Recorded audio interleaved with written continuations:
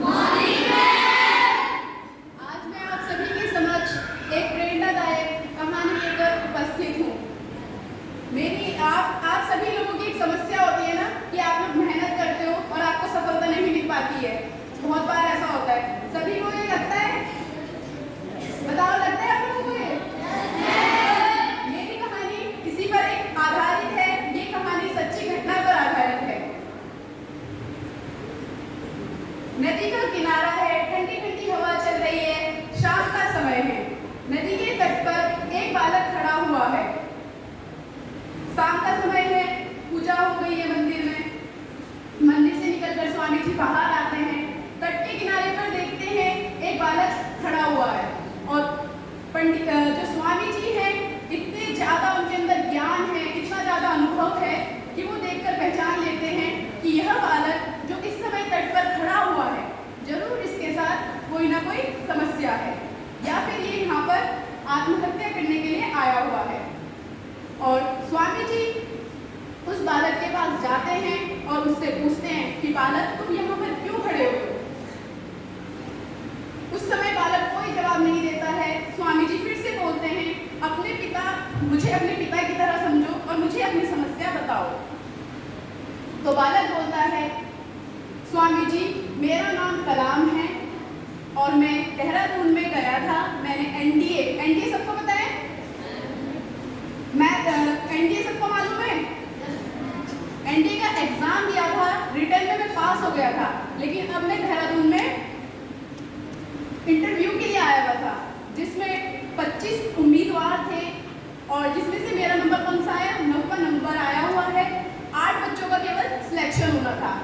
समझ लो ना, चीजें होती है ना जैसे क्लास में फर्स्ट सेकंड थर्ड, वैसे ही वहाँ पर 8 उम्मीदवारों का चयन होने वाला था, जिसमें से जो कलाम जी थे उनका नंबर आया था 90। कितना नंबर आया था कलाम जी का? 90। तो ये बहुत ही अत्यंत दुख होता है इस चीज में, जब या तो आप लास्ट आओ तो कोई बात नहीं, लेकिन आप जस्ट उस लाइन को टच करके नीचे जाते हो, जब दुख होता है ना सभी को। तो ऐसे कलाम जी भी बहुत निराश थे और वो स्वामी जी को अपने पिता समझकर, मतलब पिता के समान समझकर बताने लगते हैं कि मैं यहाँ पर आत्महत्या करने आया हूँ। मैं बहुत मुश्किल से, वो तमिलनाडु के रहने वाले थे, बहुत मुश्किल से यहाँ पर पहुँच पाया हूँ देहरादून में। मेरी बहन ने मुझे अपने गहने गिरवी रखकर पैसे दिए थे। अब मेरे पास जाने का किराया नहीं है। और वो मतलब ये बताते बताते बहुत ही दुखी हो जाते हैं। और जब हम किसी की बात सुनते हैं तो हम लोग भी क्या करते हैं, उसके दुख को महसूस करने लगते हैं और स्वामी जी बहुत दुखी हो जाते हैं। उसके बाद स्वामी जी कलाम जी को कुछ पैसे निकाल कर देते हैं और उन्हें सीख देते हैं कि बेटा, कोई बात नहीं, अगर आप किसी एक चीज में रह जाते हो तो भगवान आपके लिए पहले से योजना बना के रखता है। आपके लिए नई मंजिलें, नए रास्ते भगवान पहले से ही खोल देता है। और आपको अपने घर का भी ध्यान रखना है। एक चीज में फेल हो गई, कोई बात नहीं, आप अपने घर आराम से चले जाओ। स्वामी जी वहां से चले जाते हैं और कलाम जी भी अपने घर रात की ट्रेन से अपने घर चले जाते हैं। उसके तत्पश्चात यानी कि कुछ वर्षों के बाद जो कलाम जी हैं वह क्या करते हैं, जनसभा को संबोधित करते हैं। यानी कि जैसे आप लोग यहाँ पे बैठे हो तो वो अपनी स्टोरी बताते हैं लोगों को। जब वो क्या बन जाते हैं, राष्ट्रपति बन जाते हैं। 2002 से 2007 तक हमारे जो राष्ट्रपति रहे हैं वह कलाम जी थे। और आप सबको पता होगा कि जो राष्ट्रपति होते हैं वह देश की तीनों सेनाओं के प्रमुख होते हैं। तो कलाम जी अपनी वो कहानी वहाँ पे बताते हैं और कहते हैं कि उस दिन मैं आत्महत्या करना चाहता था और मैं पायलट बनना चाहता था, लेकिन मैं नहीं बन पाया।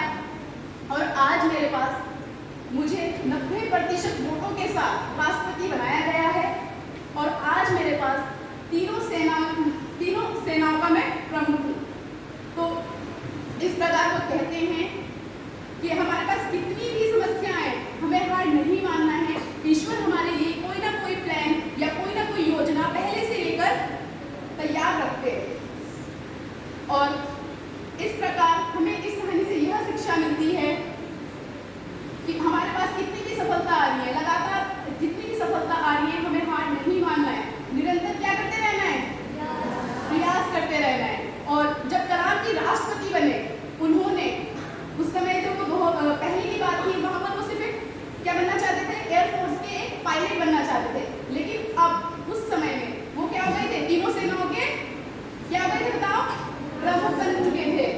तीनों सेनाओं की कमान उनके हाथ में थी और अब उन्होंने वहाँ पर उन्होंने वहाँ पे जाके बहुत सारे विमान भी उड़ाए। यानी कि इससे क्या पता चलता है कि जो चीज़ें के लिए हम अभी सोच रहे हैं ना, हमें ये चीज़ नहीं मिल पा रही है और हम दुखी होते हैं, हम सोचते हैं कि आत्महत्या कर लो, तो ये कोई समाधान नहीं है। क्या हो सकता है आपको कल उससे भी बेहतर चीज़ मिल जाए। तो मेरी कहानी से ये प्रेरणा मिलती है, हमें निरंतर प्रयास करते रहना चाहिए और सदा सकारात्मक रहना है।